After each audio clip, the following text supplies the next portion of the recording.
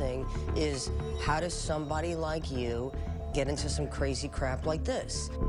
And tonight, she answers. TV star Leah Remini on how she went from one of Scientology's most ardent defenders Without any Scientology organization, things are not going to change on this planet. to its most famous defector to go public. Actress Leah Remini. She's leaving the Church of Scientology. She just quit. Like the tough-talking character she played on the long-running TV series King of Queens. Shut up. Shut up.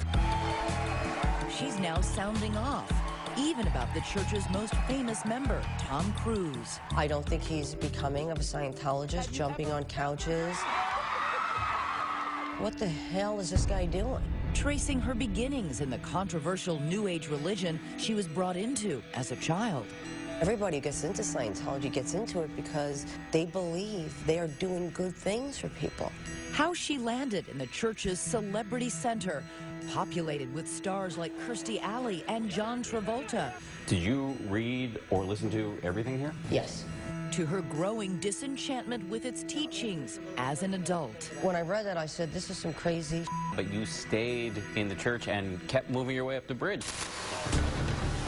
And the beginning of the end at Tom Cruise's wedding, written up that she had ruined it. Basically, they were just trying to get me to recant what I said, to apologize for ruining the wedding of the century. Tonight, taking on her toughest critics. You decide to blanket statement that Scientology is evil. You are my enemy. And what the fear of leaving cost her emotionally. You are giving up everything you have ever known and everything you have worked for your whole life. Troublemaker. Good evening, I'm David Muir. And I'm Elizabeth Vargas. What an interview you're about to see with a book title that speaks volumes. Leah Remini's Troublemaker, Surviving Hollywood and Scientology. Her explosive new memoir about her 30-plus years in that controversial religion. She's already setting off shockwaves on social media, church officials saying she's rewriting history, making up stories to sell this new book. Tonight, what very few people outside the church ever get to see. Here's Dan Harris with the one-on-one. At 2:30 this past Tuesday afternoon, members of the Church of Scientology arrived in the lobby here at ABC News, hand-delivering this package containing all kinds of damning statements about Leah Remini. But it may surprise you that Leah is already making many of those same statements in her new book. You say, I am an apostate, I have lied, I have cheated. You then go on to admit that you've been selfish, that you've physically threatened people and been a horrible wife and mother. Correct. I know what my former church, how they deal with people who tell their story, and so I wanted to be the one to say it. So you felt if you didn't say this stuff, the church was going to say it for you. Correct. The church calls her a liar, self-absorbed, rude, and embarrassing. But before you decide, listen to Leah's side of the story. A story that begins far from the 10,000 square foot LA mansion Remini now occupies. In the place 3,000 miles away, she used to call home. The tight-knit Italian neighborhood of Bensonhurst, Brooklyn. What was Leah like as a little kid? She was wild. She was very funny. She made me laugh. Always theatrical. What kind of kid were you? I think I was a pain-in-the-ass kid. I always felt like I was kind of an outsider because I didn't have the right things. I didn't have a Cadillac. I didn't have, you know, plastic on my furniture. That was the right way to be if you were Italian. At age 7, a seismic change in Leah's life. Her parents divorced, and her mom, Vicky, searching for meaning, got deeply into Scientology, the religion founded by the science fiction writer L. Ron Hubbard. When you know the basics of human existence and so forth, you could apply them in almost any sphere. In your understanding, what is the goal and the promise of Scientology? To free mankind, to make a sane world. Vicky was working at Scientology's building in Times Square. She was never home, really, at the church morning, noon, and night. It changed the dynamic of our lives, needless to say. What was told to me was, look at what you're doing for the world. This is more important than your family. Did you believe that? Yeah. I'm benefiting the planet by doing this. You know, it'll help my kids in the long run. Eventually, Vicki decided to bring her daughters Leah and Nicole in, and they started studying Hubbard's teachings and practices and learning his unique terminology. You learn how to apply the techniques of Scientology to yourself and others. So for a kid who was always looking around, comparing herself to other people, to be part of a faith where you had a mission to save the planet. Save the planet. That must have been a big deal. Yes, and because Scientologists view children as spiritual beings, you're not treated as a kid. So you're given a lot of responsibility. Your ego becomes extremely inflated.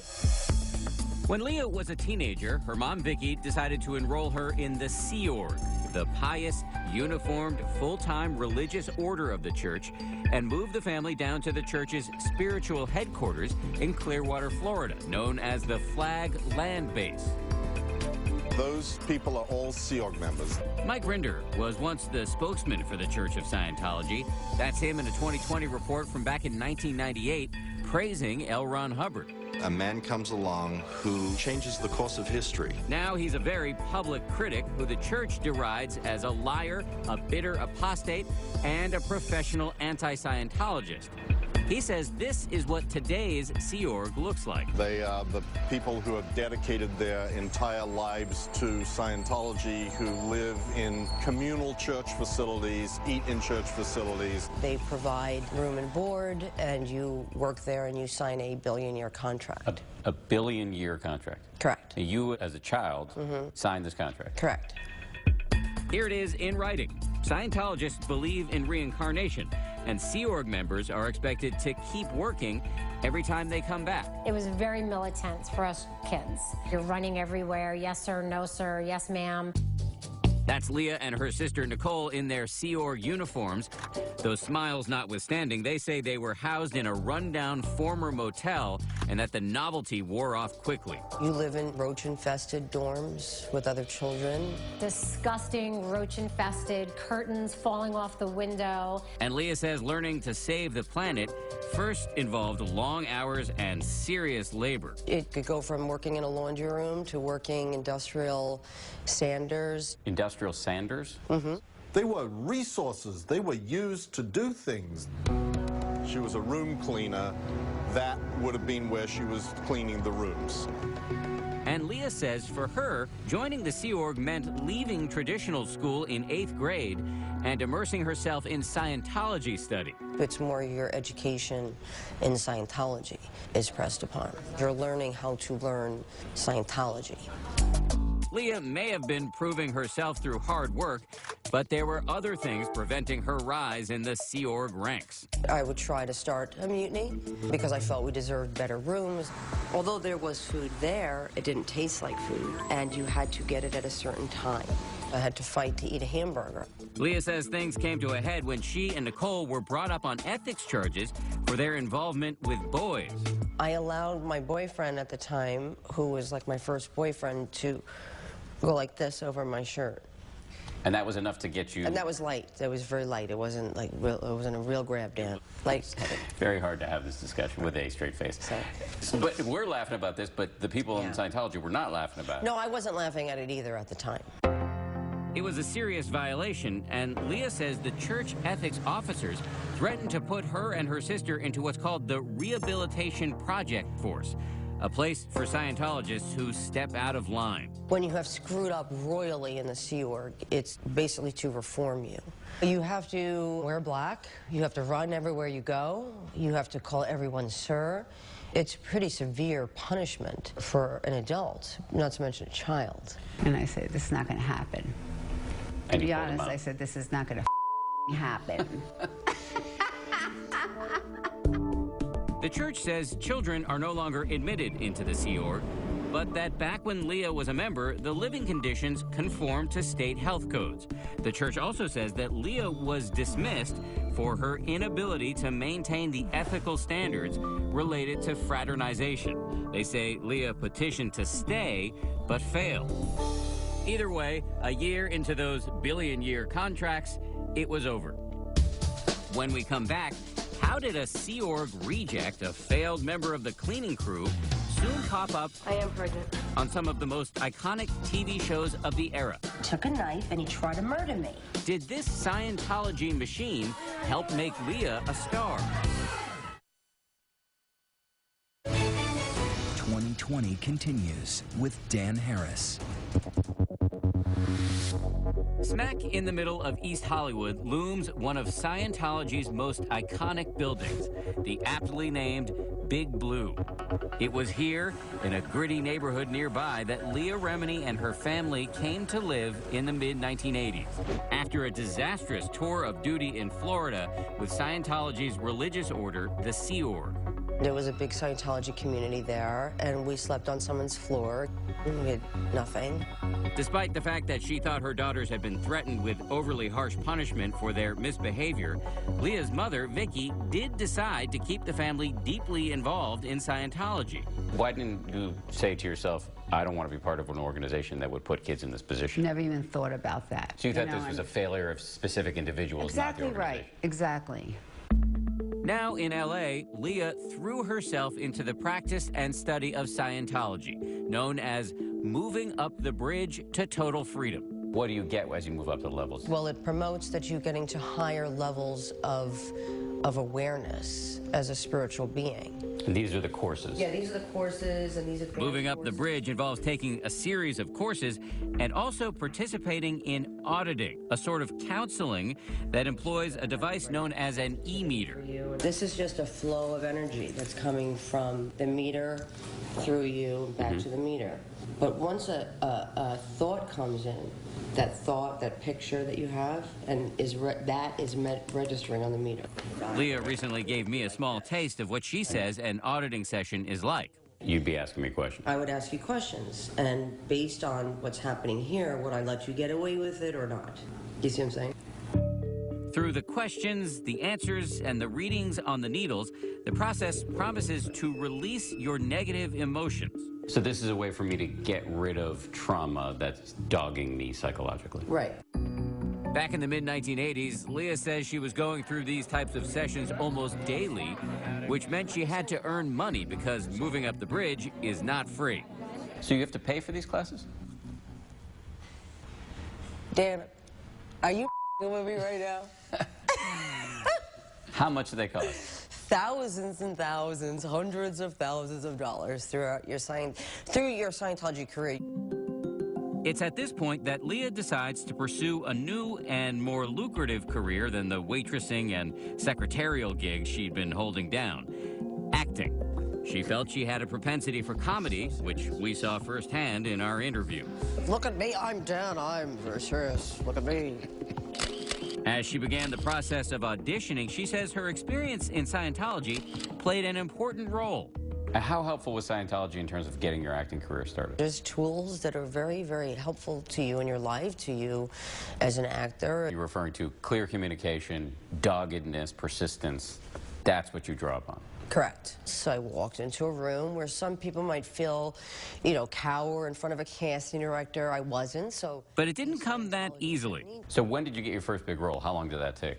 Well, an excruciating year. I mean, for most, that's like so crazy. I mean, but for me, it was like, how long does this take, Which was what? Living Dolls.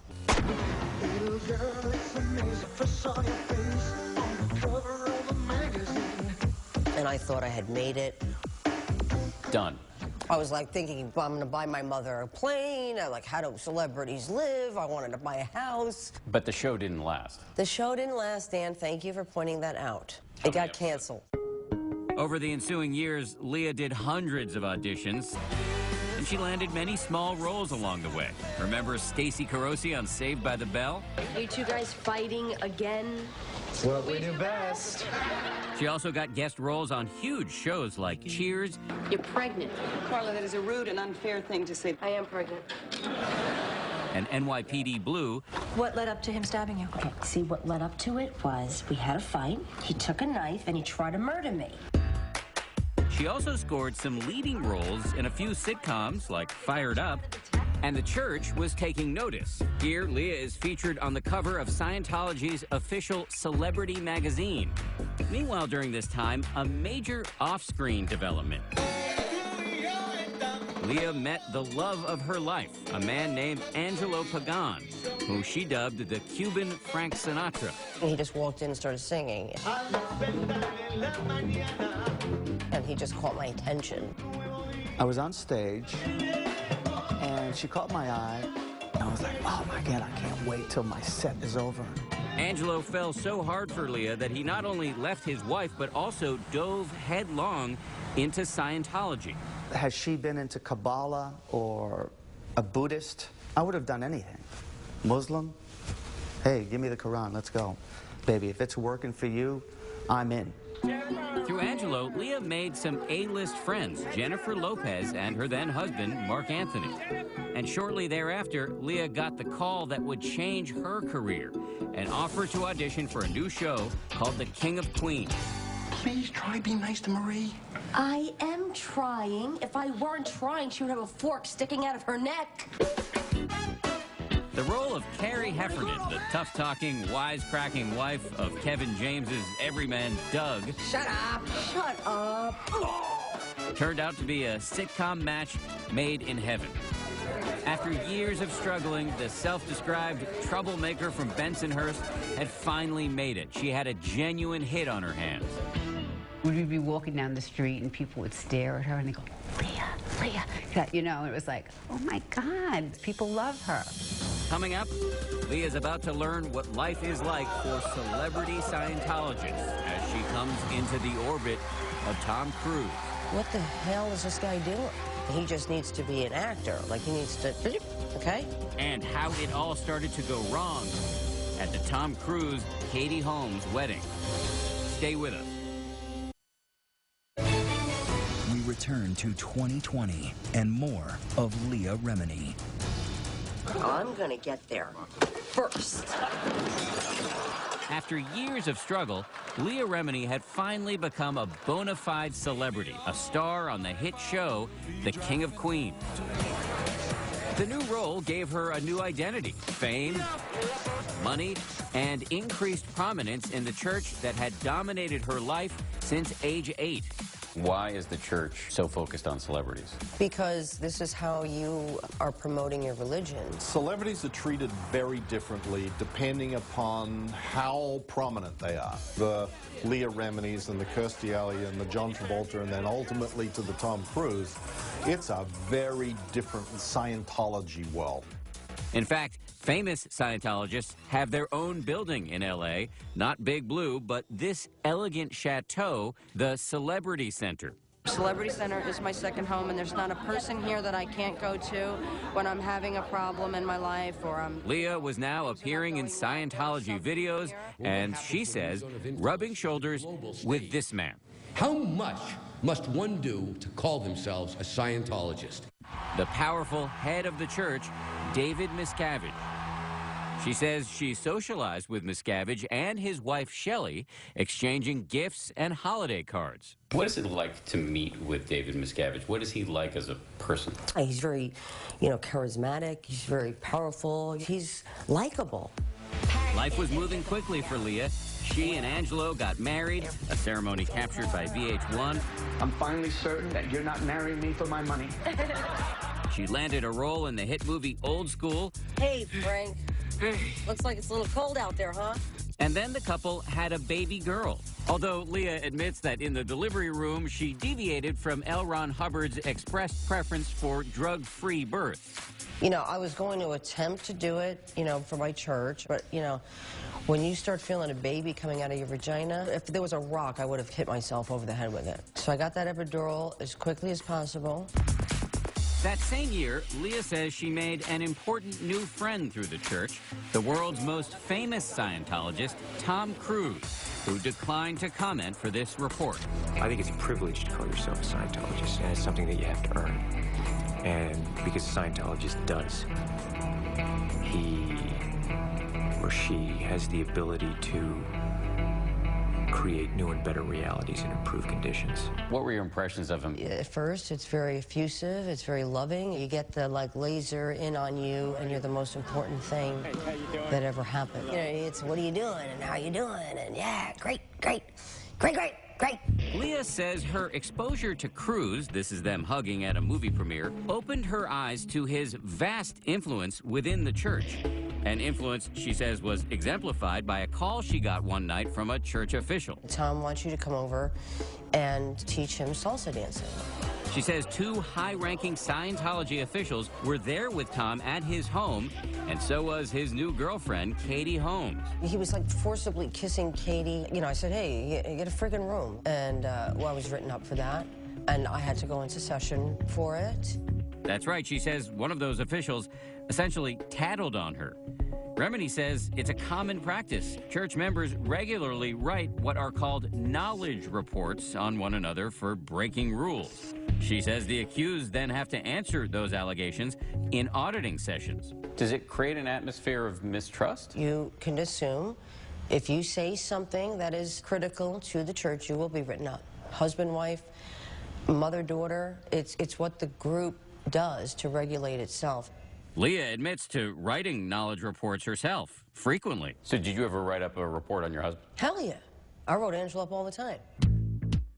Leah says she continued to hang out with Cruz, but did not hesitate to speak up when she thought he was damaging the church in the public view. I'm saying I don't think he's becoming of a Scientologist, jumping on couches and attacking Matt Lauer. Not against her will, though. Madam, this wasn't against Brooke's question. You don't know the history of psychiatry. I do. And attacking Brooke Shields. The thing that I'm saying about Brooke is that there's misinformation. What the hell is this guy doing? We need to rein it in.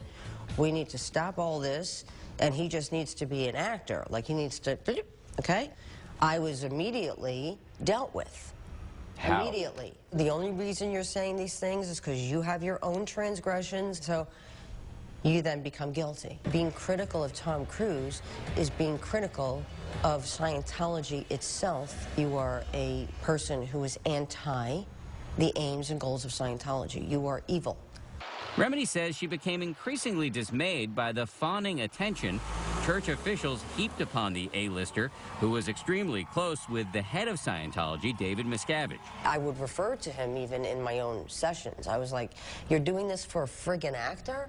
Like, it was so beneath what was truly important. He's just an actor. But despite all that, she says she was genuinely excited when, one day in 2006, Cruz invited her to his wedding with Katie Holmes at this grand Italian castle. An invitation that she says came with a twist. And he asked you to invite Jennifer and Mark. But the church was really the one who invited them. The church? On Tom's behalf. Jennifer and Mark, meaning Leah's close friend Jennifer Lopez and her husband, the singer Mark Anthony. The couple agreed to go. In fact, here's a picture the paparazzi took when they arrived for the ceremony in Italy with J-Lo and Mark in the foreground and Leah there in the back. I was hoping to get a picture like this, you know, where I looked gorgeous and stunning, but instead I looked like that. In her new book, Troublemaker, there's a lot of color about the wedding, including the moment when Leah says Tom serenaded his new bride with "You've lost that loving feeling," echoing this famous moment from Top Gun. You never close your eyes anymore when I kiss your lips. We're like, interesting song, sing to your bride. You've lost that loving feeling. But Leah says the three-day affair, studded with stars from both inside and out of the church, was not all fun, sun, and song. His wedding becomes a pivotal point in your relationship to the church. She says at the wedding, where Miscavige served as best man, church officials took their Cruz adulation to a whole new level. She also says she was annoyed by what she saw as ham-handed efforts to separate her from her friend Jennifer Lopez by having them travel in separate vehicles and sit at different tables. Parts of what went down at the wedding seem to be pretty... juvenile. Yeah, juvenile. Correct. It may sound petty, but Remini insists this was not just a fuss over seating charts. They were trying to extract me. Why? I could only assume because they wanted to make Jennifer a Scientologist. Maybe I was barring that road for them. But what Leah says really bothered her at the wedding was something else. The fact that David Miscavige was there without his wife, Shelley. Shelley was always where David Miscavige was for such a big event. It was a wedding of the century. You know, it was like, where's Shelley? You would ask church officials? Yeah, I'd go, where's Shelley? Get up and leave. It's such a simple thing. It's a big wedding. The leader of the church is here, and his wife isn't. It's getting weirder because you're making it weirder. It sounds like you started asking the question innocently, and then you were like a dog with a bone. You wanted to figure out what the answer was. Well, yes, the church taught me that. The church tells ABC News in regards to the wedding, every claim Ms. Remini has made is not only untrue, but ridiculous and stupid. For her part, Leah says what she saw was enough for her to take a radical step. She says she filed a wide-ranging knowledge report complaining about various church members at the wedding. You left the wedding on a mission to save Scientology. Right. I thought, I now see where the cracks are in our church. And it's David Miscavige, it's Tom Cruise. They were bringing Scientology down.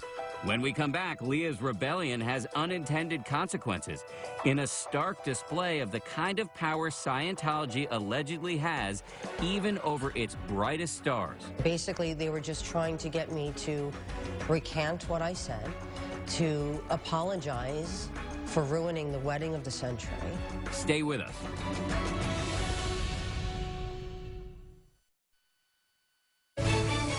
2020 continues. Welcome to the Mecca of Scientology. 2006, at Scientology's Flag land base in Clearwater, Florida, a city where the church has continually expanded its footprint. Here in this place where, as a teenager, Leah Remini had been a rebellious and ultimately failed member of Scientology's religious order, the Sea Org, she had now come full circle. I was sent to Florida for reprogramming for 3 or 4 months. Even though she was now TV royalty, she was in hot water with the faith yet again. From 9 in the morning till 10 at night. That is the hours that I kept while doing this, filled with some kind of reprimand for my horrible behavior. Leah had left the wedding of Tom Cruise and Katie Holmes in Italy on what she calls a mission to save Scientology, writing a so-called knowledge report complaining about high-ranking officials. But to her dismay, she says she learned that numerous Scientologists had filed reports on her for being loud, late, and rude, upgrading her hotel room, and switching seats at the reception. You were confronted with all of these knowledge reports written by other people at the wedding saying that you had behaved poorly. Correct. That I had disrupted the wedding, that I basically destroyed the wedding. Leah showed us this document, which she claims to be a knowledge report from Katie Holmes herself. Can you read me some key lines? Sure. It starts with, I was dismayed at the behavior of Leah Remini during the events leading up to our wedding and our wedding. The behavior as a guest, a friend, was very upsetting. Leah says she had crossed 2 pillars of Scientology, Tom Cruise and the chairman of the board, David Miscavige. And here in Clearwater, she was being taken to task. Basically, they were just trying to get me to recant what I said, to apologize for ruining the wedding of the century. Why didn't you just leave? I wasn't ready to leave the church. You are giving up everything you have ever known and everything you have worked for your whole life. And so, yes, I said everything they needed me to say. And once I did that, I was free to go home. By all appearances, Leah resumed her life as an active Scientologist. There you are. What are you doing? She continued taking church courses and doing her auditing sessions while the King of Queens ended its 9-year run in the spring of 2007. That fall, Leah says she wrote this letter to David Miscavige, apologizing for acting like a complete idiot at the wedding and saying, "I admire you for all you have done." But in her mind, she says, the seeds of doubt had been growing, not just about the organization, but also about its cosmic theology. One example, back in 2003, when she says she reached a key level of Scientology's bridge to total freedom, operating Thetan 3, a point at which she says key church secrets about the history of the universe are revealed. In this document, written by church founder L. Ron Hubbard, he tells a story about an intergalactic warlord named Xenu. Who's Xenu? There was some galactic confederation.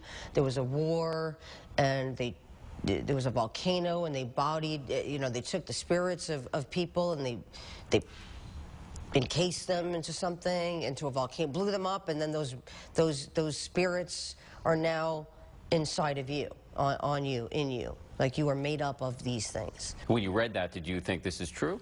When I read that, I said, this is some crazy.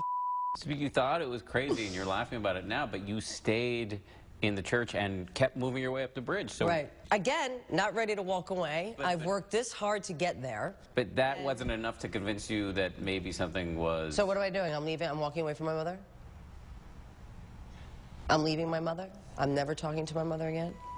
The church would not talk about its advanced scriptures, but told ABC News that it is not unusual for a religion to have confidential scriptures and practices. While Leah struggled privately with her faith, she continued a cordial relationship with Tom Cruise, exchanging friendly notes like these in which Cruise thanks her for being such a great Scientologist.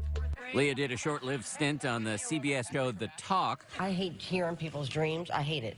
Where she was dropped, she says, because she clashed with some of her co-hosts, a point the church highlighted in a statement to ABC News, saying Leah has a habit of blaming anyone and everyone for her problems and is constantly picking fights. But in 2012, another major inflection point in Leah's relationship with Scientology. Katie Holmes, who she says had written one of those knowledge reports against her, publicly left Tom Cruise. Leah says she felt vindicated. Yeah, I said, where's my apology? Well, here's one. Just this week, Katie Holmes wrote to ABC News. She neither confirmed nor denied writing that knowledge report, but said, I regret having upset Leah in the past and wish her only the best in the future. Do I get an apology from Tom, from David Miscavige? Do I get any validation from this church? Leah says the divorce reignited a lot of her old anger about her grueling counseling sessions in Florida and about all the money she says she'd spent on the church for auditing courses and materials like these. These are the awards that I received. She recently showed us trophies she says she received for giving $2.5 million to Scientology charities. As her frustration mounted, she says she decided to commit a serious infraction within Scientology. She went online to see what critics of the church were saying. She says she saw the reports of families who say they were torn apart by the church's practice of disconnection, the shunning of ex-members by friends and relatives still in the church. I want this horrible practice of disconnection to end. She says she also saw allegations by former top officials who say they were punched or slapped by David Miscavige. I was heartbroken for myself, for my family. I didn't want these things to be true. Scientology has adamantly and repeatedly denied that Miscavige physically struck anyone. Hi, how are you? Leah herself had long dismissed church critics, but now, in an abrupt about-face, she actually reached out and contacted Mike Rinder, a man the church views as one of its arch-enemies. I mean, like, talking to me is like, you know, sleeping with the devil. By this point, Leah says she was becoming more and more assertive within the church on a very sore subject, Shelley Miscavige, who Leah says she still couldn't locate or contact. Leah demanded that church officials deliver this note to Shelley. And I started to say, enough. And I said, where's Shelley? Where's Shelley? Over and over again, and I wasn't getting an answer. She says the situation came to a head when the church sent two high-ranking officials to her house, a visit that turned into an argument and then almost turned into much more. One of them called her a name. Yes, yes. And I grabbed him by the collar. Yes. What did he call her? He called her a bitch. Leah says she was finally ready to leave. The church says she was actually expelled for ethical lapses and claims she tried to stay. Leah denies all that. Either way, there was an enormous, emotionally fraught question lingering. Would her family disconnect from her? I'm ready to walk away from everybody that I've ever known and cut ties with my own husband, my own mother, because you don't know what they're going to decide. Very often, my experience is people choose the church. The church says disconnection is voluntary, but in the end, with the Reminis, that is not how it went down. Did you ever have a moment of thinking, well, maybe I'll stay with the church? Never. It was never a thought. Even after dedicating decades of her life to the church, when her daughter decided to blow, that's church lingo for quitting, her mom, Vicky, left too. So did everybody else in the family. How much did it mean to you that your family stood by you? It means everything. When we come back, Leah decides to go public, even taking her beef to the ballroom on Dancing with the Stars, and earning the ire of some of her fellow Scientology celebs. When you decide to blanket statement that Scientology is evil, you are my enemy. 2020 continues. Actress Leah Remini speaks out. She's leaving the Church of Scientology. Often controversial church, of course, that includes Tom Cruise, John Travolta. In the summer of 2013, Leah Remini's very personal separation from her faith became a very public matter. At first, she kept her public statements to a minimum. I'm good. I have my family. My real friends are behind me. And I think that says a lot. The church's initial public response to Leah's departure was subdued. But then, Leah upped the ante dramatically by filing a missing persons report on Shelley Miscavige, who Leah says hadn't been seen in public since August of 2007. It was sending a message to them that it's not okay. The church's response to your action was to say, quote, the entire episode was nothing more than a publicity stunt for Ms. Remini. A publicity stunt? I mean, I don't know. Marking myself for whatever the church usually does to people who leave the church or speak out publicly is not a walk in the park. It's not fun. The LAPD said, told us after we covered the story, quote, our missing persons detectives have met with the alleged missing person. Within the past 2 days, we consider the case closed. They never told me that. The open warfare escalated when Leah went on the ABC program Dancing with the Stars. The church is looking for me to fail so they can say to their parishioners, you see what happens when you leave the church, like they're waiting for me to fail. She says she chose the song Roar by Katy Perry to send a message. But celebrity Scientologist Kirstie Alley had a message of her own. When you decide to blanket statement that Scientology is evil, you are my enemy. I mean, I understand it. Anybody who criticizes the church is to cry that everybody's a bigot towards their religion and this is religious bigotry, and I understand the position they're in. I was in the same position. I said similar things about people like me. Okay, so you're up there. Just this week, with Leah guest hosting Dancing with the Stars, the church is ramping up its criticism. So that is one of their main arguments, that you're just trying to stay relevant. Here, let me read you an example. Given Leah Remini's insatiable desire for attention, it comes as no surprise that for 2 years she has been incapable of moving on with her life and remains obsessed with shamelessly exploiting her former religion in a pathetic attempt to get publicity. Yes, I agree with them. I wish I, too, could get over 30 years of this quickly. Unfortunately, it's going to take some time. When the church accuses you of being a deeply flawed person, doesn't that raise questions about the effectiveness of the church's own teachings? Well, it's not a shining endorsement for the Church of Scientology to say that I'm deeply flawed after 30 years of reaching the upper levels of the church. Would you like to see the church go away or just change? It's a hard thing because I know a lot of them have been in for a long time and I know they're good people. It's the policies of the church. It's the parishioners that have the power. It's the parishioners that actually could affect change by just not subscribing to it. 2 years out of the church, Leah says her life is now better than ever. That the ordeal has reinforced the bonds within her family. What is that like psychologically, to be with a church for so long, to have brought your family into it, and then to decide to leave?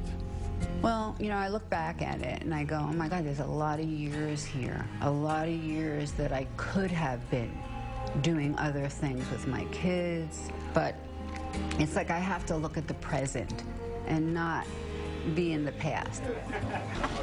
At the end, I mean, I don't regret what I've been through. I don't regret spending my life there because it really did teach me a lot. And because we've all survived it, we're all surviving it and living life, and it's kind of like we have a gift of second chance of life.